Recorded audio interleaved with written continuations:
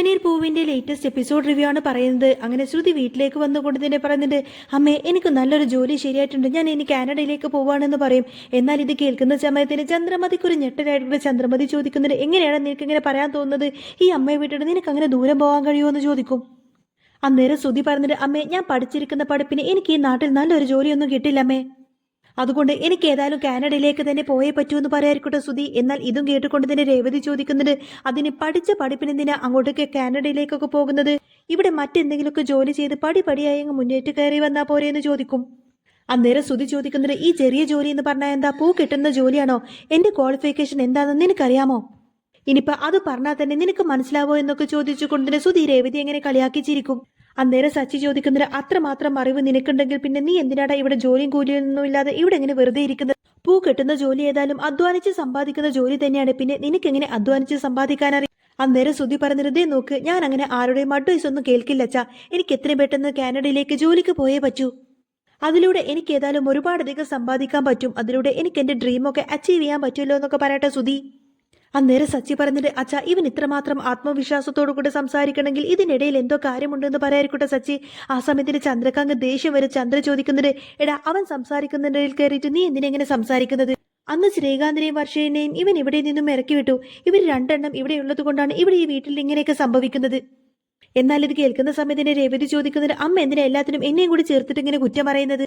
അന്ന് ഞാൻ യാതൊരു തെറ്റ് ചെയ്യാഞ്ഞിട്ട് പോലും അവൻ എന്നെ അന്ന് മണ്ഡപത്തിൽ വെച്ചിട്ട് കള്ളി എന്ന് വിളിച്ചില്ലേ, എന്നിട്ട് അമ്മ അതിനെ പറ്റിയിട്ട് അവരോടൊന്നും ചോദിച്ചില്ലല്ലോ എന്ന് ചോദിക്കാണ് രേവതി.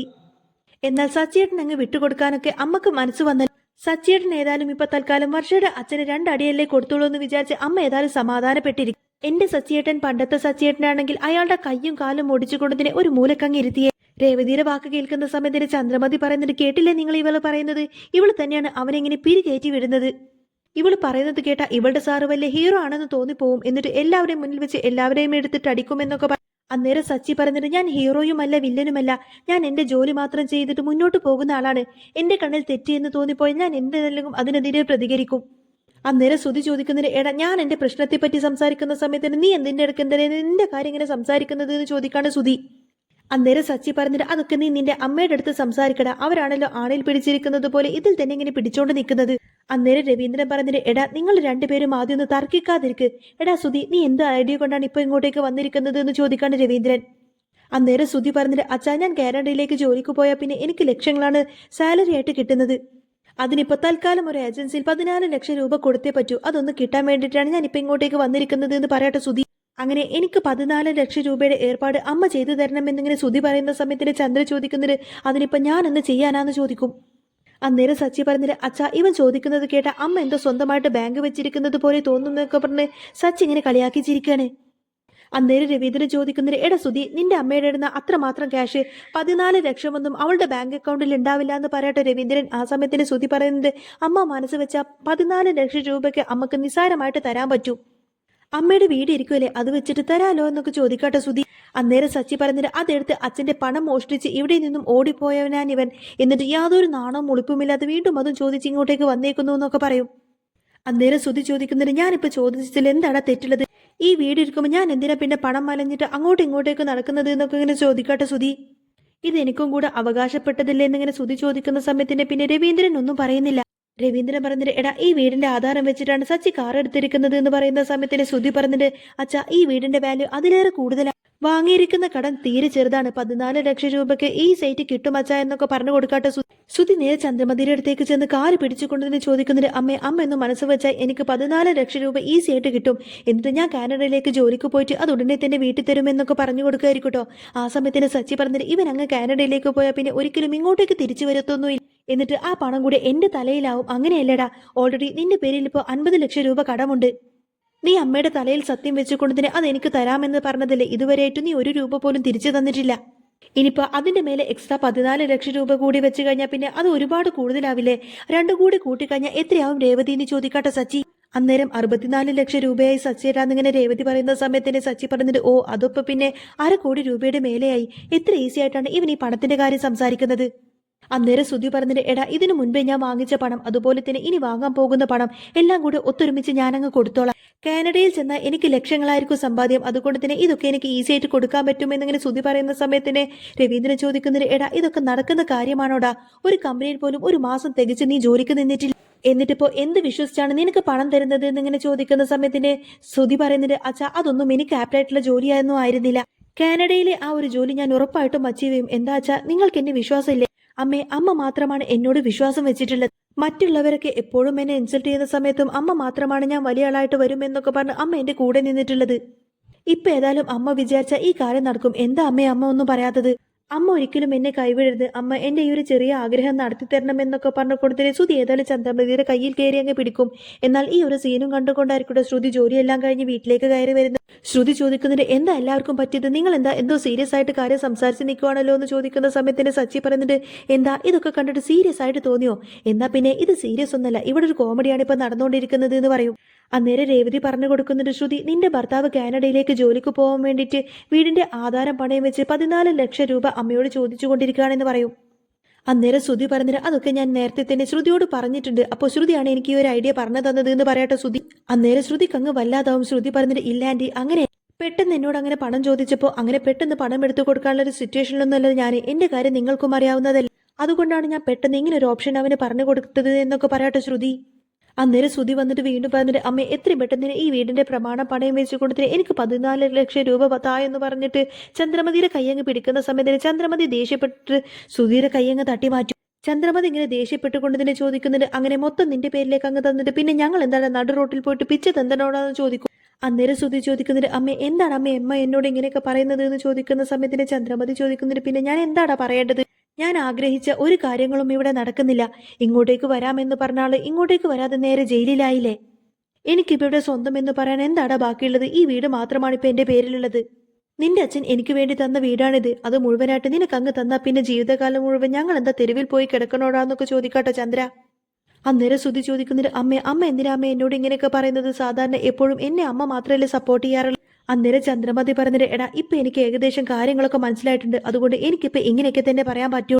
നീ ഇപ്പൊ കാനഡയിലേക്ക് പോയിട്ട് ഒരുപാടധികം സമ്പാദിക്കണം എന്നൊക്കെ ചിന്തിച്ചുകൊണ്ട് നടക്കുന്ന ആളെ, അങ്ങനെയാണെങ്കിൽ അത്രയൊന്നും സമ്പാദിക്കുന്നില്ലെങ്കിലും നീ നാട്ടിൽ നിന്നിട്ട് എന്തെങ്കിലുമൊക്കെ ഒന്ന് സമ്പാദിക്കാൻ നോക്കാൻ. അതുകൊണ്ട് തൽക്കാലം നാട്ടിൽ നിന്ന് കിട്ടുന്ന ആ ഒരു സമ്പാദ്യം മതി നിനക്ക് എന്നൊക്കെ പറയാറുണ്ട് ചന്ദ്രമതി.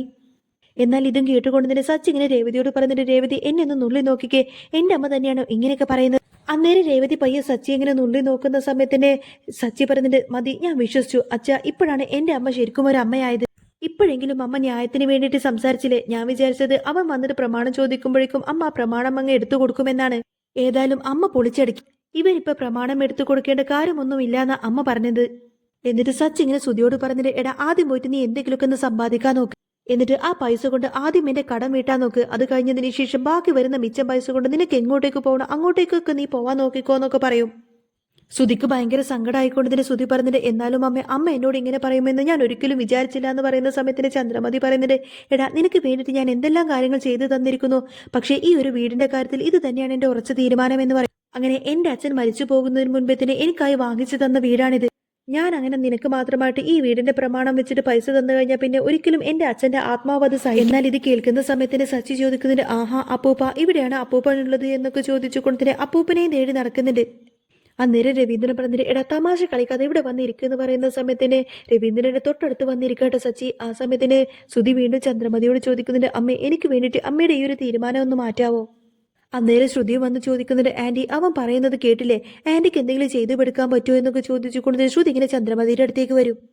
എന്നാൽ അത് കേൾക്കുന്ന സമയത്തിന് ചന്ദ്രക്ക് അങ്ങ് ദേഷ്യം വന്നുകൊണ്ട് തന്നെ പറയുന്നത് അവൻ ചോദിച്ചാൽ നിന്റെ അച്ഛന്റെ കയ്യിൽ നിന്ന് എടുത്തു കൊടുക്കുക എന്ന് പറയാണ് ചന്ദ്ര.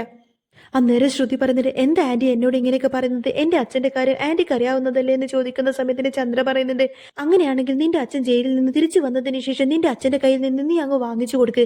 ഏതായാലും എന്റെ വീട് വെച്ചിട്ട് നിങ്ങൾ അങ്ങനെ പണം എടുക്കാനൊന്നും നോക്കണ്ടെന്നൊക്കെ പറഞ്ഞിങ്ങനെ വാശിയോടെ നിൽക്കുമായിരിക്കും ചന്ദ്ര. എന്നിട്ട് ശ്രുതിയോട് ഇങ്ങനെ ചന്ദ്ര പറഞ്ഞിട്ട് ശ്രുതി നീ ഏതായാലും കാനഡയിലേക്കൊന്നും പോവണ്ട, ഈ നാട്ടിൽ തന്നെ നിന്നിട്ട് എന്തെങ്കിലും ജോലി സെറ്റാക്കാൻ നോക്കെന്ന് പറയുന്ന സമയത്തിന് സച്ചി പറഞ്ഞിട്ട് അതെ അങ്ങനെ അങ്ങ് പറഞ്ഞു കൊടുക്ക്, കാനഡ ഒന്നും ഒരിക്കലും അവന് സെറ്റാവാൻ പോകുന്നില്ല.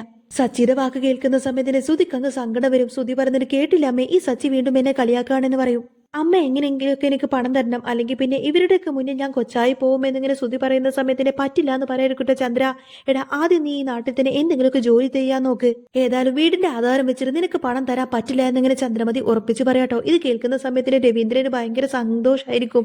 രവീന്ദ്രൻ പറഞ്ഞിട്ട് ചന്ദ്രേ, ഇന്നാണ് എനിക്ക് സമാധാനമായത്, ഇന്നാണ് എനിക്കൊന്ന് സന്തോഷമായത്. ഇപ്പോഴാണ് നീ സാധാരണ അമ്മയെ പോലെ സംസാരിക്കാൻ തുടങ്ങിയത്. നിന്നെ കാണുമ്പോൾ ഇപ്പോൾ എനിക്ക് ശരിക്കും അഭിമാനം തോന്നുന്നു എന്നൊക്കെ പറയാട്ടോ രവീന്ദ്രൻ. നീ തുടക്കം മുതലേ ഇങ്ങനൊരു അമ്മ ആയിരുന്നുവെങ്കിൽ ഇവൻ എന്നോ ജോലിക്ക് പോയി തുടങ്ങിയിരുന്നു. ഇവനെ ഇങ്ങനെ ജോലി ഇല്ലാതാക്കി മാറ്റിയത് നീ ഒറ്റ ഒരുത്തിയാണ് എന്നൊക്കെ പറഞ്ഞുകൊണ്ട് രവീന്ദ്രൻ എന്നെ ചന്ദ്രയെ കുറ്റപ്പെടുത്തുന്ന സമയത്തിന് ചന്ദ്രക്ക് ദേഷ്യം വരും. ആ സമയത്തിന് സച്ചി പറഞ്ഞിട്ട് കറക്റ്റാണ് അച്ഛൻ പറഞ്ഞത്. ഇവൻ ഇങ്ങനെ ആക്കി തീർത്തത് അവന്റെ അമ്മ തന്നെയാണെന്ന് പറയും.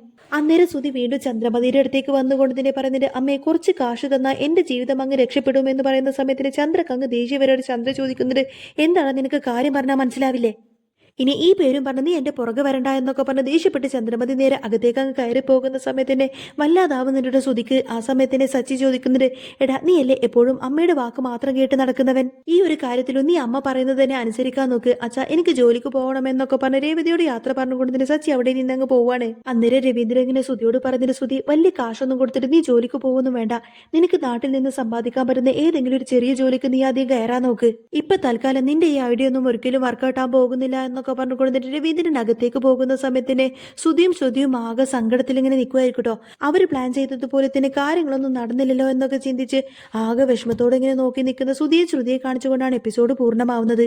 അപ്പോൾ നിങ്ങൾക്ക് ഈ ഒരു ചാനൽ ഇഷ്ടമാവുകയാണെങ്കിൽ സബ്സ്ക്രൈബ് ചെയ്യാനും സപ്പോർട്ട് ചെയ്യാനൊന്നും മറക്കല്ലേ.